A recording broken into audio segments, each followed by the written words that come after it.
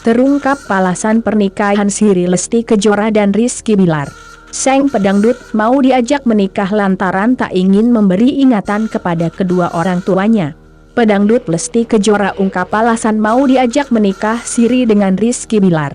Pasangan yang dijuluki Leslar ini membuat kabar yang cukup menghebohkan. Lesti dan Bilar mengakui telah menikah Siri pada awal 2021. Hal itu diketahui dalam tayangan YouTube Rans Entertainment Selasa, 21 September 2021. Di hadapan Raffi Ahmad dan Nagita, Lesti membongkar alasan mau diajak menikah Siri terlebih dahulu.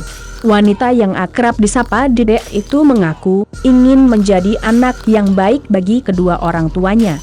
Sebelum menikah Siri, Lesti sempat meminta izin kepada sang ayah, Endang Mulyana, dan ibunya, Sukartini.